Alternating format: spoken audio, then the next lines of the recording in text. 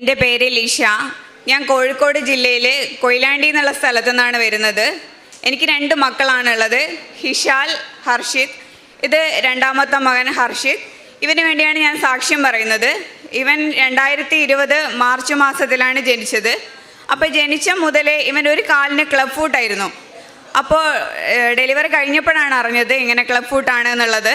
അപ്പോൾ ഡോക്ടേഴ്സ് അപ്പോൾ തന്നെ പീഡിയാട്രിക് ഡോക്ടറും എന്നെ നോക്കിക്കൊണ്ടിരുന്ന ഗൈനക്കോളജിസ്റ്റും ഒക്കെ വന്നിട്ട് എൻ്റെ അടുത്ത് പറഞ്ഞു, ഇത് ഒരു 6 വീക്സ് എത്തുന്ന സമയത്ത് ടിനോട്ടമി എന്ന് പറഞ്ഞ ഒരു സർജറി ചെയ്യാം, ആ സർജറിയിലൂടെ ഇത് പൂർണ്ണമായും ക്ലിയർ ആവും എന്ന് പറഞ്ഞു.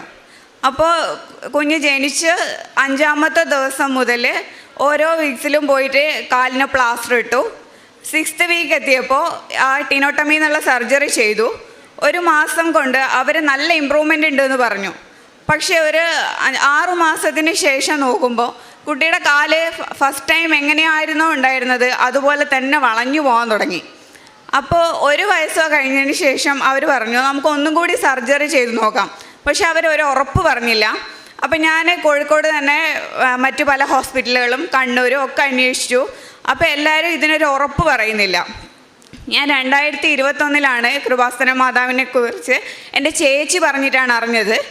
അപ്പോൾ ഞാൻ ഇവിടത്തേക്ക് പ്രാർത്ഥിക്കാൻ തുടങ്ങിയിട്ട് എനിക്ക് എന്ത് ചെയ്തിട്ട് ഇവിടെ വരാൻ പറ്റുന്നില്ല. കൊറോണ സമയമാണ്. ഞാൻ റെഡിയായി നിൽക്കുന്ന സമയത്താണ് അറിയുക ഇവിടെ അടച്ചിട്ടാണുള്ളത് കൊറോണ കാരണം. അല്ലെങ്കിൽ ഓരോരോ തടസ്സം കാരണം ഞാൻ 2022 ഞാൻ ഇവിടെ വന്ന് ഉടമ്പടി എടുക്കുന്നത്. ഉടമ്പടി എടുത്തപ്പോൾ എൻ്റെ മോൻ്റെ കാര്യം തന്നെയാണ് വെച്ചത്. അപ്പോൾ എനിക്ക് ഫസ്റ്റ് നടന്നു കിട്ടിയത് എൻ്റെ കൂടെ വർക്ക് ചെയ്യുന്നൊരു കുട്ടി 10 വർഷത്തിന് മേലെയായിട്ട് കല്യാണം കഴിഞ്ഞിട്ട് കുട്ടികളില്ലായിരുന്നു. ഞാൻ എൻ്റെ 6ാമത്തെ നിയോഗം വെച്ചത് അവൾക്ക് വേണ്ടിയാണ്. ആ 6ാമത്തെ നിയോഗം എനിക്ക് 1 മാസം കൊണ്ട് സാധിച്ചു കിട്ടി. കാരണം ഞാൻ ഇവിടെ വന്ന് ഉടമ്പടി നേർച്ച വസ്തുക്കളായ ഉപ്പ്, തേന് ഇതൊക്കെ അവൾക്ക് കൊടുത്തിട്ട് അവളോട് പ്രാർത്ഥിക്കാൻ വേണ്ടി പറഞ്ഞു. അവൾ നെക്സ്റ്റ് മന്ത് എന്നെ വിളിച്ചിട്ട് പറഞ്ഞു അവൾ കൺസീവായി എന്നുള്ളത്. അതിനുശേഷം ഞാൻ അടുത്ത ഉടമ്പടി പുതുക്കാൻ വരുമ്പോൾ ബഹുമാനപ്പെട്ട ജോസഫ് അച്ഛൻ്റെ കയ്യൊപ്പ ശുശ്രൂഷ കിട്ടി. അപ്പോൾ ഞാനിവിടെ അൾത്താരയിൽ വരുമ്പോൾ ഞാൻ പ്രാർത്ഥിച്ചു, അച്ഛൻ ഇതുവരെ കുട്ടികളെ ഒന്നും എടുത്ത് മാതാവിൻ്റെ അടുത്ത് കൊണ്ടുവന്ന് ഞാൻ കണ്ടിട്ടില്ല. പക്ഷേ ഞാൻ പ്രാർത്ഥിച്ചത്, മാതാവേ ഇത് ശരിയായി കിട്ടുകയാണെങ്കിൽ ജോസഫ് അച്ഛൻ എൻ്റെ മകനെ എടുത്ത് മാതാവിൻ്റെ അടുത്ത് കൊണ്ടുപോയി എനിക്ക് അവിടുന്ന് ഒരു ബ്ലെസ്സിങ്സ് വാങ്ങി തിരിച്ചു തരണമെന്നാണ്. അതുപോലെ തന്നെ എൻ്റെ അടുത്ത് എത്തിയപ്പോൾ അച്ഛൻ എന്നോടൊന്നും പറഞ്ഞില്ല, മോനെ എടുത്തു പോയി ഈശോൻ്റെ അടുത്തും മാതാവിൻ്റെ അടുത്തും കൊണ്ടുപോയി ബ്ലെസ് ചെയ്തിട്ട് തിരിച്ചു തന്നിട്ട് എന്നോട് പറഞ്ഞു നിനക്ക് സാക്ഷ്യം പറയാം. ഞാൻ ഉറച്ചു വിശ്വസിച്ചു. ഞാൻ എല്ലാ ദിവസവും രാവിലെയും വൈകുന്നേരവും പ്രാർത്ഥന കഴിഞ്ഞാൽ മോൻ്റെ കാലിൽ ഉടമ്പടി തൈലം തേച്ച് പ്രാർത്ഥിക്കും. അപ്പം അങ്ങനെ എൻ്റെ അടുത്ത് അതിനുശേഷം ഒരുപാട് ആളുകൾ കോയമ്പത്തൂരുള്ള ഒരു ഗംഗാ ഹോസ്പിറ്റലിനെ കുറിച്ച് പറഞ്ഞു. അപ്പോൾ ഞാൻ അവിടെ പോയി കുഞ്ഞിനെ കാണിച്ചു. അപ്പോൾ ഡോക്ടർ എൻ്റെ അടുത്ത് ഉറപ്പ് പറഞ്ഞു ഇത് സർജറിയിൽ കൂടെ റെഡിയാക്കാന്നുള്ളത്. അപ്പം ഞാൻ അന്നിപ്പോൾ വിചാരിച്ചത് ഞാനിവിടെ കൃപാസന അമ്മേനോട് പ്രാർത്ഥിച്ചിട്ടാണ്, അപ്പം മാതാവ് ഇത് ശരിയാക്കി തരൂലേ. അങ്ങനെ മാതാവാണ് ശരിയാക്കി തരുന്നതെങ്കിൽ മാതാവ് എനിക്കൊരു അടയാളം കാണിച്ചു തരണം. അപ്പോൾ എൻ്റെ അടുത്ത് നിന്ന് കാശ് രൂപം നഷ്ടപ്പെട്ടു പോയായിരുന്നു, എൻ്റെ തെറ്റാണ്. പക്ഷേ ഡോക്ടർ സർജറി ഫിക്സ് ചെയ്തു. എനിക്ക് ആ കാശ് രൂപം, കളഞ്ഞുപോയ കാശ് രൂപം 1.5 മാസത്തിന് ശേഷം എൻ്റെ കയ്യിൽ തിരിച്ചു കിട്ടി. അപ്പോൾ എനിക്ക് ഉറപ്പായി ഇത് അമ്മയാണ് എനിക്കിതിനുള്ള വഴി ഒരുക്കി തന്നതെന്ന്. അപ്പോൾ സർജറിക്ക് വലിയൊരു എമൗണ്ട് വേണം, എന്നെ സഹായിക്കാൻ ആരുമില്ല.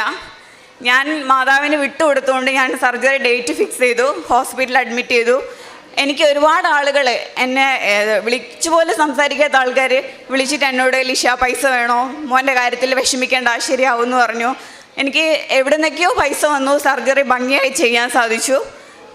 അത് കഴിഞ്ഞ് 1.5 മാസത്തിന് ശേഷം പ്ലാസ്റ്റർ അഴിച്ച് നോക്കുന്ന സമയത്ത് ഡോക്ടർ തന്നെ പറഞ്ഞു ഇതൊരു ഫാസ്റ്റ് റിക്കവറി ആണ്, ഇത്ര പെട്ടെന്ന് ഇത് ശരിയാവുമെന്ന് ഡോക്ടർ പോലും വിചാരിച്ചില്ല എന്ന്.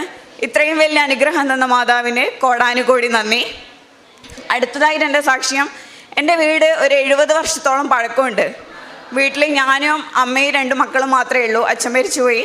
അപ്പോൾ അച്ഛൻ ആ വീട് മാറ്റിയെടുക്കാൻ ഒരുപാട് ശ്രമിച്ചു, പക്ഷെ അച്ഛനെ കൊണ്ടത് സാധിച്ചില്ല.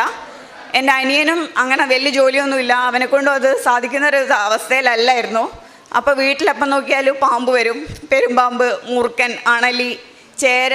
അപ്പോൾ പേടിച്ചുകൊണ്ടാണ് വീട്ടിൽ കഴിയുന്നത്. ഒരു ദിവസം നോക്കുമ്പോൾ രാത്രിയിൽ ചുമര് പൊട്ടിയിട്ട് എൻ്റെ കാലിലേക്ക് വീണു. ഞാൻ ചാടി എണീറ്റ് ഞാൻ കരഞ്ഞു മാതാവിനോട് പ്രാർത്ഥിച്ചു, മാതാവേ ഞാൻ അമ്മേൻ്റെ അടുത്ത് വന്ന് ഉടമ്പടി എടുത്തില്ലേ, ഈ വീടൊന്ന് മാറ്റി പണിയാനുള്ള ഒരു ഇത് മാതാവിന് തന്നൂടേന്ന്. അപ്പോൾ പെട്ടെന്ന് തന്നെ ഞങ്ങൾ ആ കാര്യം തന്നെ പ്രാർത്ഥിക്കാൻ തുടങ്ങി. അപ്പോൾ അനിയന് യൂറോപ്പിലേക്ക് ഒരു ജോലി പെട്ടെന്ന് ശരിയായി. അപ്പോൾ അവൻ വീടെടുക്കാൻ വില്ലിങ് ആയി. അപ്പോൾ ലോണിന് പോയ സമയത്ത് ഞാൻ മാത്രമേ നാട്ടിലുള്ളൂ, അനിയൻ നാട്ടിലില്ല. അപ്പോൾ ലോണിൻ്റെ പേപ്പേഴ്സൊക്കെ ഒരുപാട് തടസ്സങ്ങളുണ്ടായിരുന്നു, വീടിന് പട്ടയ ഇല്ലായിരുന്നു. അപ്പം ഇങ്ങനെയുള്ള പേപ്പറുകളൊക്കെ ഈശോയും മാതാവും എൻ്റെ കൂടെ വന്ന് ശരിയാക്കി തന്നതുപോലെ എനിക്ക് തോന്നി. കാരണം ബാങ്കിൽ ഞാൻ ലോണിന് പോയി എല്ലാവരും ക്യൂ നിൽക്കുന്നത് പോലെ ഞാൻ നിന്നിട്ടില്ല. എനിക്കൊരു ഫോം ഫില്ല് ചെയ്യാൻ അറിയില്ല. എൻ്റെ ലോണിൻ്റെ പേപ്പർ ഫില്ല് ചെയ്ത് തന്നത് ബാങ്ക് മാനേജറാണ്. അപ്പോൾ ലോണ് ശരിയാവാണ്ട് തടസ്സം നിന്ന സമയത്ത് എൻ്റെ അമ്മയുടെ അമ്മ 80 വയസ്സിന് മേലെയുണ്ട്. അമ്മമ്മ വീട്ടിൽ വന്ന സമയത്ത് ജപമാല സ്ഥിരമായി പ്രാർത്ഥിക്കും. അത് രാവിലെ മുതൽ വൈകുന്നേരം വരെ ജപമാല പ്രാർത്ഥിക്കും, അതേപോലെ ബൈബിൾ വായിക്കും, ഇങ്ങനെയുള്ള കാര്യങ്ങളൊക്കെയാണ്. അപ്പോൾ എനിക്ക് പെട്ടെന്നൊരു ദിവസം മാതാവിൻ്റെ ഒരു മണം കിട്ടി. അപ്പോൾ ഞാൻ അമ്മേൻ്റെ അടുത്ത് പറഞ്ഞു, അമ്മേ മാതാവ് വരുന്നുണ്ട് എന്ന് പറഞ്ഞു. അന്ന് ഒരു 10 മണിയാകുമ്പോഴത്തേക്ക് എന്നോട് ബാങ്കിൽ നിന്ന് വിളിച്ച് പറഞ്ഞു ലിഷ ലോൺ പാസ്സായി. അത് തുടങ്ങി 9 മാസത്തിനുള്ളിൽ 2100 സ്ക്വയർ ഫീറ്റിലുള്ള ഒരു മനോഹരമായ വീട് മാതാവ് എനിക്ക് ഉണ്ടാക്കി തന്നു. കാരണം ഞങ്ങളെ വീടിൻ്റെ 4 മൂലയിലും മാതാവാണ് ഇരിക്കുന്നത്.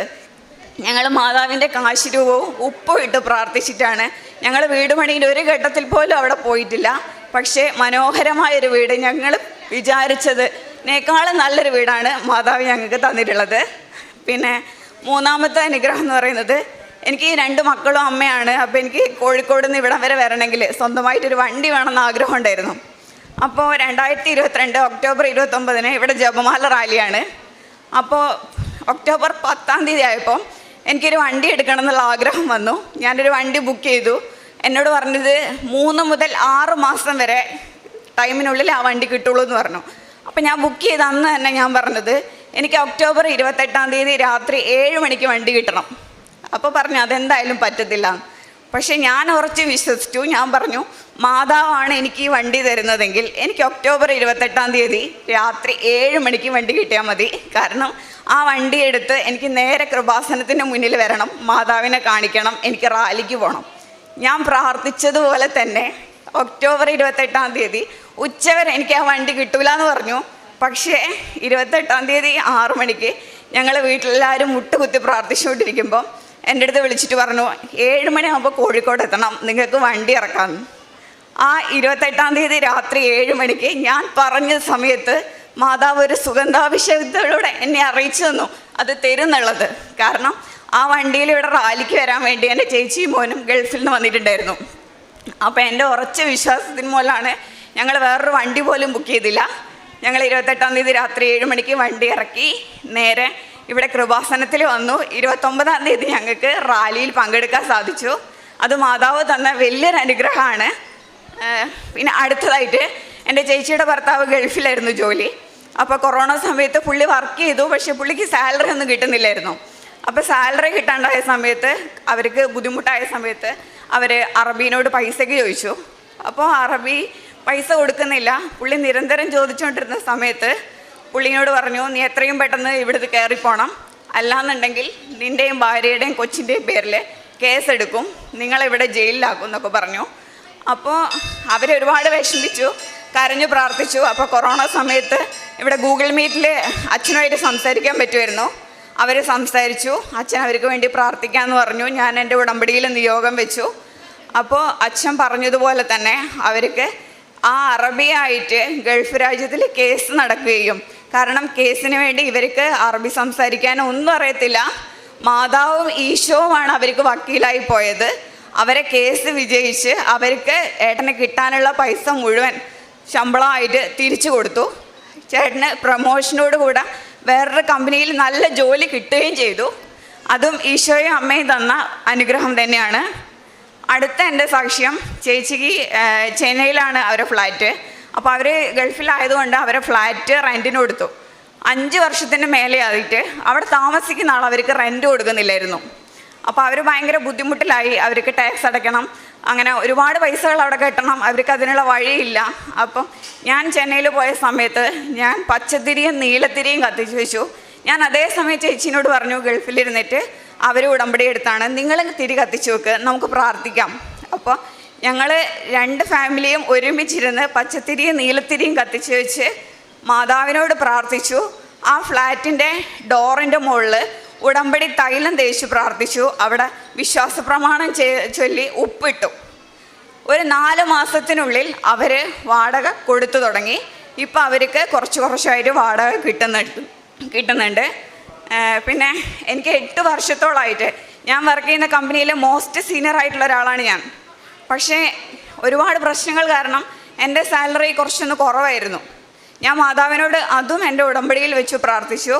ഞാൻ മാതാവിനോടൊരു സാലറി പറഞ്ഞിട്ട് എനിക്ക് ഇത്ര സാലറി തന്ന് മാതാവ് അനുഗ്രഹിക്കണം എന്ന് പറഞ്ഞു.